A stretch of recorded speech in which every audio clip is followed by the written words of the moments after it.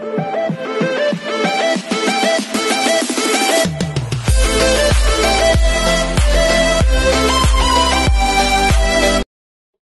this is Kijipo Vlogs, Philippine reactor based in Kingdom of Saudi Arabia, and welcome back to my channel. Agad-agad, gawa natin ito ng reaction video, ang Barda compilation, pero unahin muna natin, or ipangalawang beses na to puntahan muna natin si David Licoco for today's video, na tahimik for today's, ay, nag-story siya kahapon, di ba? Ang alam ko nag-story si David kahapon, pero bakit walang story si David Licoco for today's video? Ang alam ko talaga nag-story siya for today's video, sa totoo lang. Hala, bakit? Nag-delete ba siya? Or sadyang, or baka ano lang yon? Baka ito lang yung atake niya for today's video. Tingnan natin si David.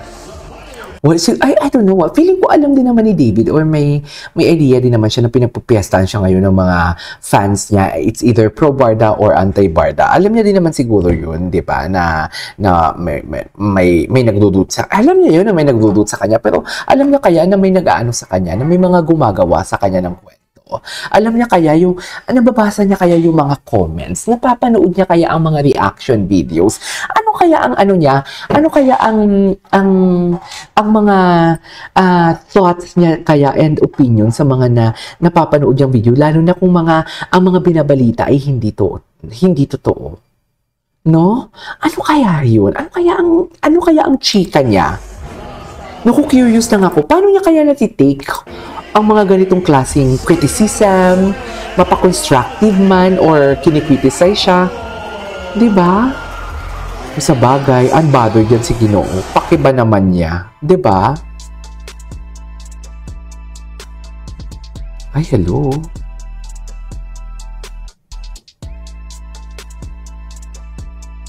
Atake si Ginoo, no? Charis!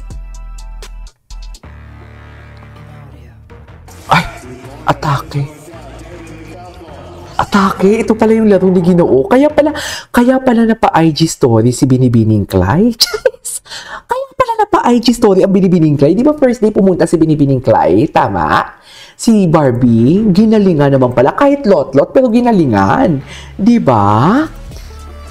Di ba? Wait lang ha.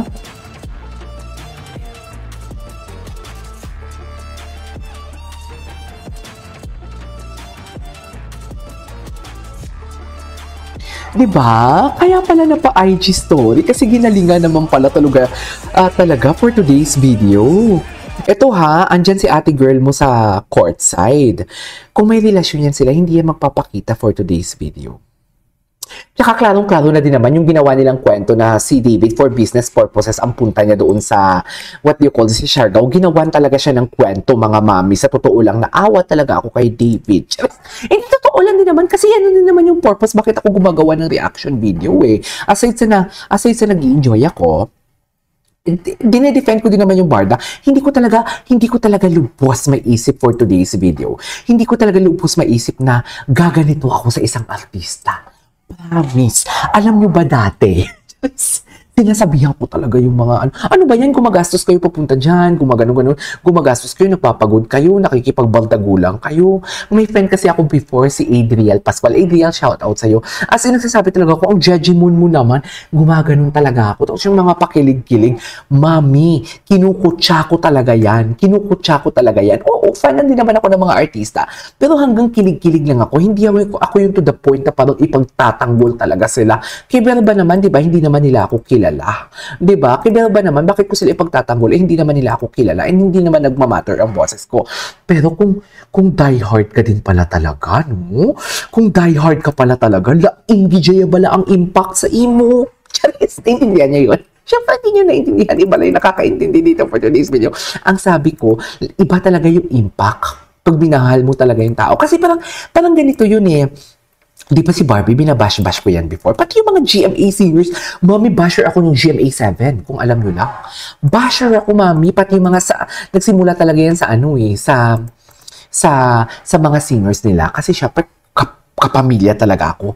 Tapos, mami, nung nakilala ko na sila, iba pala talaga siya. Tsaka ang babait. Sinasabi ko sa inyo, mas mabait ang artista ng GMA kesa sa ABS. Although, kapamilya talaga ako since birth. Sa totoo lang, mas mabait. Mas mabait talaga ang GMA na artista for today's video.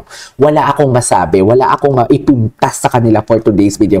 Pati yung mga executives nila, pati yung mga producer nila, pati yung mga floor director nila. Kasi may mga kaibigan din ako. Sir G, shout out sa iyo. Ayan. Sino pa yung isa? Si Sir G. Sir G and Sir G. Ayan. Mga mababait yan sila for today's video. Anyhow, puntahan natin to. Pero yun na nga, ituloy ko lang, hindi ko talaga lubos maisip na parang, alam mo yung darating ako sa point dito. Kasi aminin ninyo, nag-umpisa lang talaga tayo sa kilig-kilig. Diba? Nag-umpisa lang talaga tayo sa kilig-kilig. Tapos, andito na pala tayo sa point na to, no? Matagal-tagal na din naman pala yung pinagsamahan natin. Though ako, aminado ako, naging mahinang nilalang ako. Kasi akala ko talaga, ikakasal na nga si Barbie. Mami, akala ko talaga, kasi nagpapagawa na ng bahay, di ba? Kaya nga nag-stop si Akla. Nag-stop si Akla sa pag-reaction video. Matagal din akong nawala, sa totoo lang. Mga that kind of love era nila, nawawala-wala na ako ng bahagya for today's video. Pero bumalik ang lola mo nang nalaman nga na, break na sila at ilang beses pa nga na Julie Vega ang Excalibur for today's video. Charis! Chismis na naman tayo. Mga malandi talaga kayo. Palike naman ako dyan, pa-comment naman ako dyan kung taga saan kayo. May mga nag-comment dito na mga taga Rojas City Capiz daw sila. Sa akin sa Rojas City Capiz. Kasi I am from Luktugan. Anyways. Kaya naman pala, ginalingan pala. Kaya pala tuwang-tuwa si Barbie Fortesa for today's video. Diba? Mamaya may papakita ako sa inyo, may na ano ako. May ipapakita ko sa inyo. Tingnan natin yung tags ni Ginoo for today's video. Ano ang tags ni Ginoo? Ay, hello! Gwapo naman ang Ginoo na yan for today's video. Ginalingan mo pala talaga, Ginoo. Ginalingan yan. Parang ang galing-galing ni David, no? Di ba? Pag nakikita mo si David, yung mga maugat niyang kamay and everything, parang ang galing-galing niya in so many aspects. Diba? In so many aspect, parang ang galing-galing talaga ni Ginoo. Lumabas na ba sila sa Beauty Empire? May linabas na ba sila sa Beauty Empire, mga mami? Or hindi pa? Sana man lang, ang alam ko lumabas na sila sa Beauty Empire. So marami tayong gagawa ng reaction video ngayon for today's video. Alam mo, may papakita lang ako. Pag sinearch mo dito yung Barda. Wait.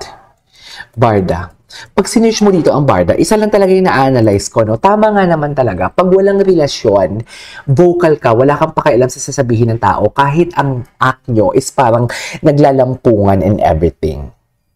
Diba? Pero pag may something talaga, medyo awkward ka. Right? May papakita ko sa inyo. Diba dito, diba wala silang relasyon dito? Diba si Barbie in a relationship dito? Diba? Pero the way they act, something like, hindi, wala namang relasyon Wala tayong relasyon, wala kaming relasyon. Ganyan talaga, work lang. Ito yung sinasabi nating work lang. Pero may mga aspeto kasi dito and mga gesture and body language. Lalong-lalo na si David Licauco for today's video. Syempre, may falafel ako dito for today's video at kakain tayo ng falafel habang nagdadaldal. Kasi hindi pwedeng hindi tayo kakain. Lalo na si David Licauco, nakitaan talaga natin siya ng potential na may gusto talaga siya kay Barbie. Diba? Ginagawa ng kwento. Sabi na naman, dilolo feeder ako, sorry, yan yung nakikita ko. Kung bulag kayo at hindi tayo pares ng pananaw, hindi ko kasalanan yun, mami. Hindi ko kasalanan yun. Huwag niyo akong i-blame kung malikot ang utak ko. Kung ang takbo ng utak ko is wala dito. Hindi ko kasalanan yun. Hindi ko kasalanan yun na na-stuck kayo sa iOS number 7. Kung ngayon, updated ang iOS ko, ang operating system ko. Hindi ko kasalanan yun kung conventional yung utak ko, tapos ako hindi. Diba? Kasalanan ko ba yun? Tanungin niyo yung sarili niyo. Diba ba? Masarap to falafel, dinurog na talong. Alam mo yan. Egyptian na food. Anyways, diba? Ito na nakita ko tong picture na to. Ay, shoot Sabi ko, aminin niyo, hindi ganito si Ginoo ngayon. Kung kailan na single si Barbie, hindi siya ganito. Diba? Kung kailan na single siya parehas, hindi sila ganito. Hindi kasi may mali siya na talaga. May mali siya na. Kasi alam niyo bakit? Kung kailan na hindi sila dikit na dikit, dyan pa natin nakikita talaga ang potential na ay may something. Di ba? Di ba? Aminin nyo yan. Marami pa dito The way you look at me. Loko. Ano? Sambuanga ba to? Dito talaga.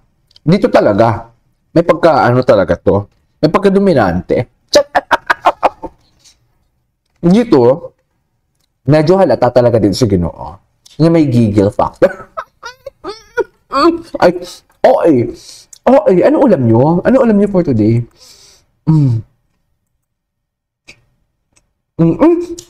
Sambuanga? Dito sa Sambuanga? Davao. Diba? Ang gwapo ng Ginoo. Tapos ibabash nyo lang. Tapos yung mga nababash pa talaga sa kanya, Diyos ko dahil, ang kilay. Sinasabi ko sa inyo, bilhan nyo nga yan ng Avon na pang kilay. Avon or Sarali. Ganun. Hindi siya pwede ng mga MAC. Dior, hindi pwede. Sarali. Ganun. May Sarali pa ba? Anyways. Diba? Ang haba na ng chismis natin. Patuloy natin to, ha? Next video tayo. This is Kijo Vlogs and see you on my next vlog. Bye!